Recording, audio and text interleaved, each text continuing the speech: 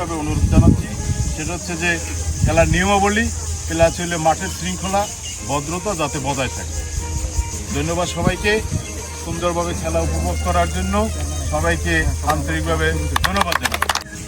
গ্রাম, বিভিন্ন জেলা, বিভিন্ন উপজেলা থেকে এই যারা অংশগ্রহণ করেছেন এই 20টি দল, তাদেরকে আমাদের এই টুর্নামেন্টের পক্ষ থেকে আপনাদেরকে ধন্যবাদ।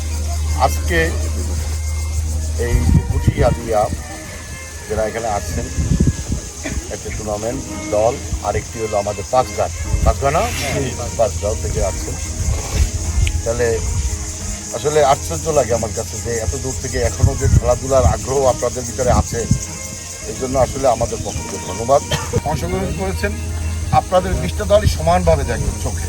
কাউকে এখানে যদি স্থানীয় কোনো টিম থাকে, কথার কথা যদি আমাদের আশপাশেরও কেউ টিম থাকে, বরঞ্চ এই মেহমানদের যে তাদের উপরে চাপ বেশি রাখবে, এই মেহমানদেরকে মেহমান হিসেবে দেখাচ্ছি আমি অনুরোধ করছি।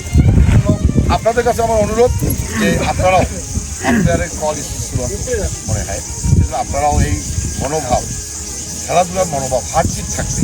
কেউ এই 20টা দলই মানে চূড়ান্ত জায়গায় যাবে না, ফাইনালে যাবে না, সেমিফাইনালে যাবে না, তা যাবে 2টা দল সর্বশেষ, ঠিক না? তাই খেলার হারজিত থাকবে। সেজন্য আপনারা পরিবেশ, এখানে যে সিদ্ধান্ত আপনারা মেনে নেবেন। পরিশেষে সবার পক্ষ থেকে আর সময় নেই, আমি মোটেও করি নাই, মনেও ছিল না, আমি এখন খাওয়া দাওয়াও করি নাই, এই বন্যা আসলে আমার মনেই ছিল না।